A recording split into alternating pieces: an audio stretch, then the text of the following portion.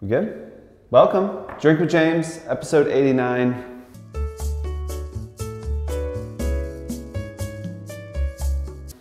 As you can tell, I'm not on a plane. I'm back in the conference room. I am wearing a sweater with a face on it. See that? Yep. I was walking down the street in another snowstorm. It's snowing outside, by the way. I was walking down the street. I see this woman. She's got a camel coat on with a face on the back. And I stopped her and I said, you know, where did you get that coat? And she said, oh, it's collaboration with an artist. I think it's Jean Julien, who does all these like little faces and stuff. So I found the clothes on a Korean e-commerce site and I ordered this sweater, and Grace has the jacket. Maybe Tim will put an Instagram up or something. But Grace has a ridiculous jacket with the face on the back.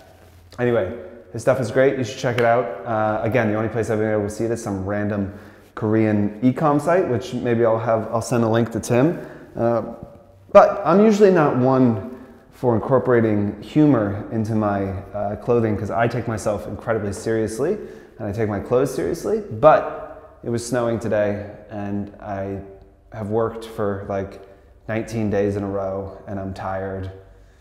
And so this is what you get, you know. I did get a haircut.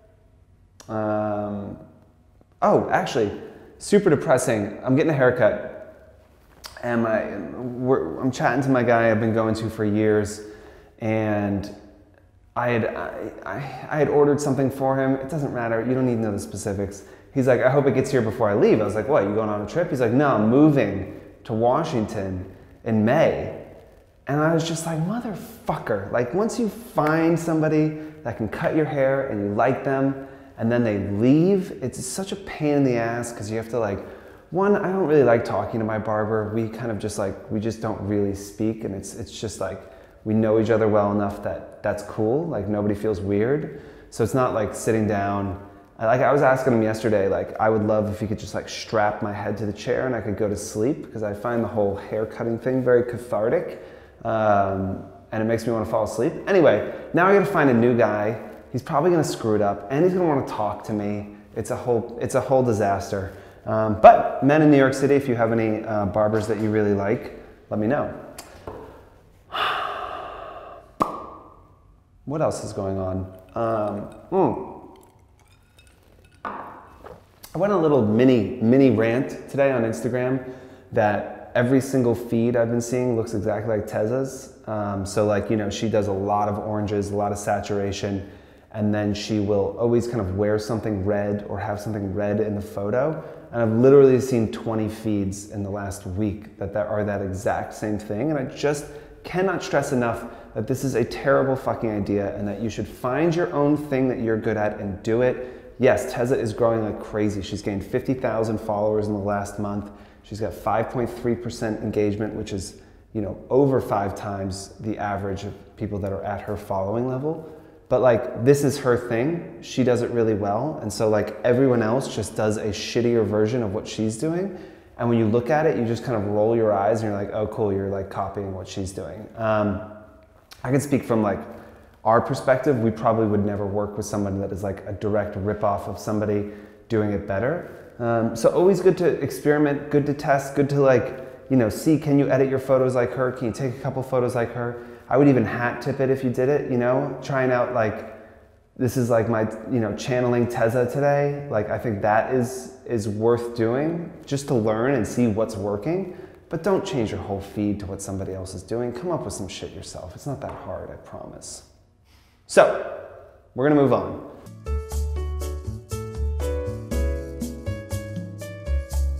Another question a lot of people have been asking, which they will not ask in the next week or two, is what do I think of Vero?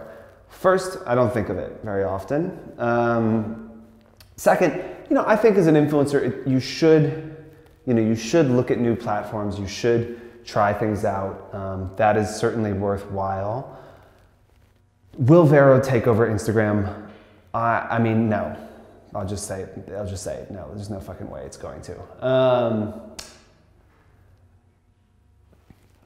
Instagram will not always be as popular as Instagram is today. right? We are probably reaching a pinnacle of Instagram's popularity in pop culture, its influence, all of that. Like, we are probably near the top of as influential as Instagram is going to be. Hold on. Whatever knocks Instagram off the mountaintop, whatever takes its place, will not look or feel anything like Instagram. It will be completely new. It will take years to get the kind of traction that brands start wanting to work within it. I mean, I use Snapchat. Snapchat's the closest thing that was going to take Instagram down before they launched Insta Stories.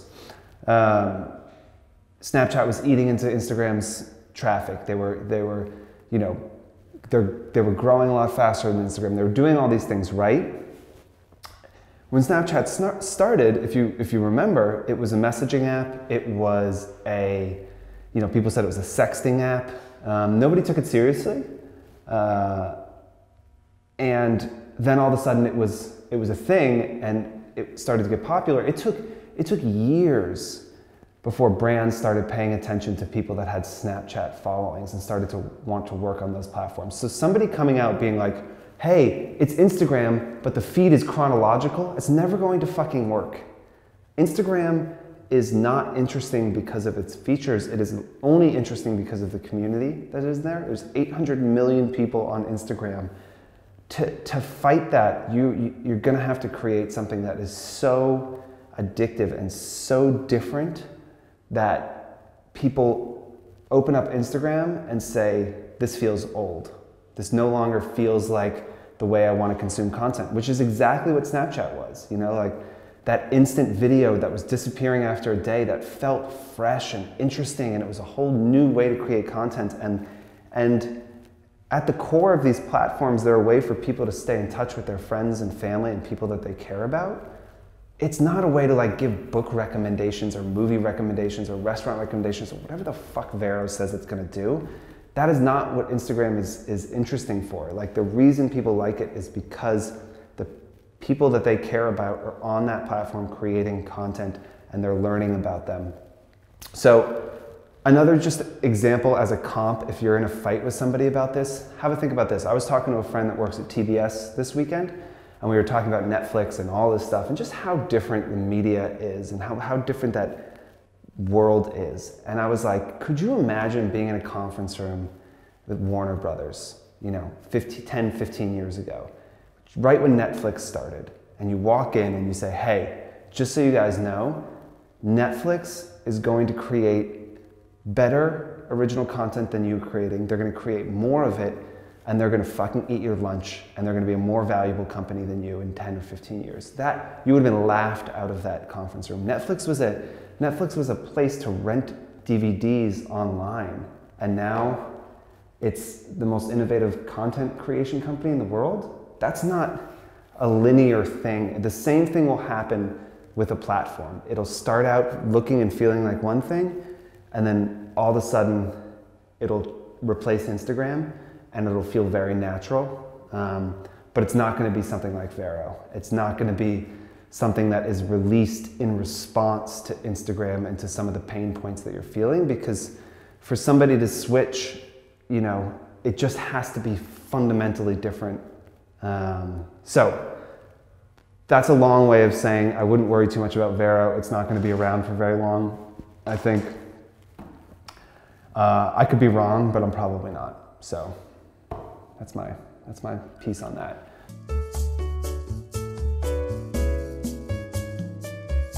Putting together a pitch or proposal to be a brand ambassador for a company I've worked with in the past. How should I structure the pitch, given they've never had a brand ambassador, given I've never been one? So, brand ambassador is interesting, right? Like that is predicated on the assumption that they're going to be working with you on a number of sponsored posts across the entirety of a year. I try and think about these things and relate them to my own life. When you sign up for something and it says, do you want to pay $10 a month or do you want to pay $100 for the year? If you're 100% sure you're going to continue to be a customer every month, then it makes sense for you to do the $100 a month, right? If you can afford it, you save 20 bucks, why not? You're gonna pay for it anyway. So over time, you're getting savings. The only reason you wouldn't do that is one, if you didn't have the money, or two, if you didn't know you were gonna use it for the rest of the year. It would be really fucking annoying to pay for something, 6 months later be like, I don't use this anymore, right? Same thing with the brand ambassador. You have to think that like these brands can just pay for one-off sponsored posts with you. So they have to like you so much, and they have to be so sure that they wanna work with you, that they are willing to make the investment upfront for the entirety of a year. It's pretty rare. It's pretty rare for a brand to find somebody like that they know 100% that they want to work with for the year. If you can bridge that gap, if you have a brand that is like, I am interested in this, or you think that they will be interested in it, then you have to give them economic incentive to do so. You have to give them economies of scales. You have to give them a lot better deal. Because again, if you're not saying, hey, it's 30% cheaper to do this, to pay up front, then again, they have absolutely no incentive. So, try and make it really make a lot of sense for them. Something I would consider doing as well is take a look at your growth rate. Let's say it's, 7% or something. Well, 10% just because math is hard for me, okay? Say you're at 100K, you grow 10% a month, 10,000 followers a month, 10, then 12, on and on and on. So what you can do is say, okay, I'm at 100,000 followers now, but by the end of the year, if you look at my growth rate, if that continues, I want to be at 150,000 at the end of the year. So not only am I giving you a big discount on my prices today, but given the growth that I'm going to experience, that discount is actually even bigger, because by the end of the year, if I'm charging $1,000 for a sponsored post today, I think I'm going to be charging $1,800 by the end of the year. So if I'm selling you 12 posts and I'm selling them at $500 because you're buying them in mass, then you're not just saving 50%. By the end of the year, you're saving 70% or something. So important to lay out the economics, important to tell them all the extra stuff that they're going to get. Also, they're going to get exclusivity if you're an ambassador, or like, if not exclusivity, at least they'll get that idea that like the followers will see it over and over and over again. So we're seeing that work more and more. And I think letting the brand know that you're going to be able to tell that authentic story, that you're going to be able to loop in and fold that brand into your feed, into what you're talking about over time, is really important. Just nuts and bolts, like kind of detail stuff that I think could be interesting. One, I would say that like, give them the chance at the beginning of the month to tell you what their focus is currently. So if it's a clothing company, let them in October say, I want you to do a sweater story. In November, let them say, I want you to talk about Black Friday. In December, I want to talk about last minute gifts. So let them kind of buy these things in bulk and then use them as they want throughout the year. You might also push them to do no approvals, just so that you can fold it into your life in a way that is really authentic and makes sense. It'll make it a lot easier on you, it'll make it a lot easier on the brand. We're doing a lot more no approval campaigns, and if they're not happy, you just kind of do a make good post on that. And lastly, I would say, if the brand doesn't have a huge amount of money, try and sell them a bunch of posts and do non-dedicated. So, you're tagging them, you're mentioning them in the post, but you're also mentioning other brands. That can be, great for the brand because they're still getting out there, but can be a lot more affordable for them because you can't really charge as much for a non-dedicated post. I'd say you could charge 25% of your normal fee for a non-dedicated post. That still hit their key messaging. So, a few ways to think about it. Long-term brand ambassadors, like that stuff is perfect. I think that is, in a lot of ways, the absolute ideal for influencer marketing, that like these products should be integrated into life, and it should be something that people know that you're a big fan of. So I appreciate you pushing brands to try and do more of that. Make sure you make it worth their while, and make sure you've kind of validated it yourself enough to the brand to where they know, I do want 12 posts from this person. I know they're going to be able to deliver the value there, because there's so many influencers now they could also work with 12 different influencers on those posts just as easily. So make it worth their while.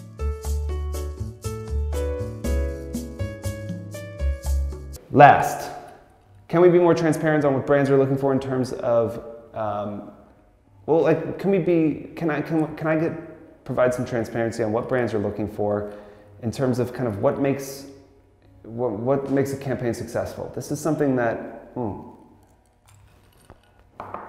so we've been thinking about a lot at Fohr recently,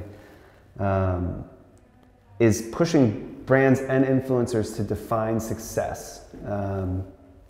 You know, we just sent an email out recently telling our brand partners and just brand contacts that on a given campaign they should pick what we call a keystone KPI. So if you don't know what a KPI is, this is something that your clients live and die by. It's a key performance indicator. It's a way to track how well things are doing. A key performance indicator, KPI, for a campaign could be growing the brand's Instagram following, it could be sales, it could be brand awareness, it could be impressions, it could be content, it could be any number of things.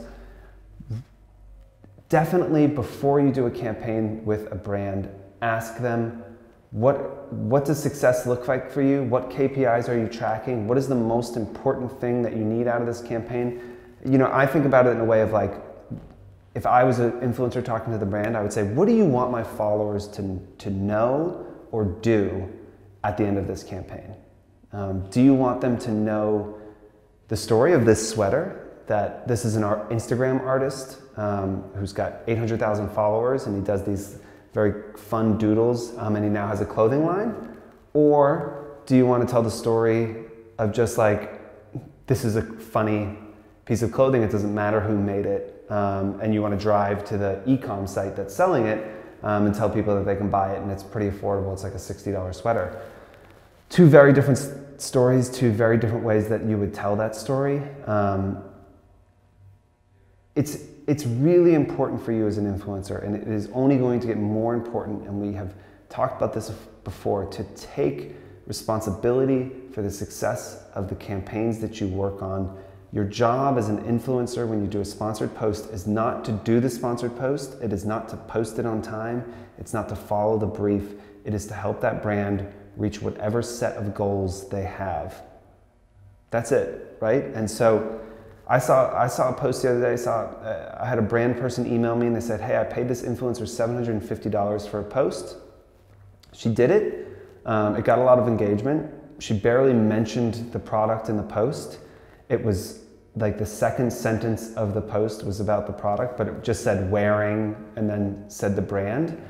And then a bunch of people in the comments were asking questions about the piece of clothing and the influencer didn't answer any of them. And she's like, I just feel like I wasted my money. And this is a small business owner. This is not some big corporation. And it was $750, and that's a lot of money. I don't spend $750 myself on much. Even at Fohr, you know, we're getting bigger and bigger, but like, if Tim had a marketing expense that was $750, I'd want to make sure that we got something out of that. And she's like, I feel dumb. I feel like I did something wrong. And certainly she could have briefed that influencer better, but that influencer did not try at all to make that campaign successful. And I really want you to think about it, especially if you're getting paid, and think about that as your money. If you were paying somebody to promote your Instagram and you paid them $50 or $500 or $5,000 or $10,000 to do that, what would your expectation be? You know, what would success look like for you in that post? And do that and more. But you can't be successful in a campaign if you don't understand the way the brand defines success. So push them on that and ask them to tell you how they're defining success so that you can, you know, create content that drives towards those KPIs. I think that's it. That one felt like it was full of a lot of good information. Sometimes I finish these and I'm like, that was terrible. That one felt good. Keep asking those questions. We've got something new and exciting coming out for you in the middle of this week that I'm sure you'll be hearing about, but I can't talk about yet. But your minds are gonna, you know, be blown to pieces, I think. So as always, thank you for watching. Thank you for sharing. Thank you for asking questions. Thank you for sending whiskey, those of you who do. And we'll see you next week.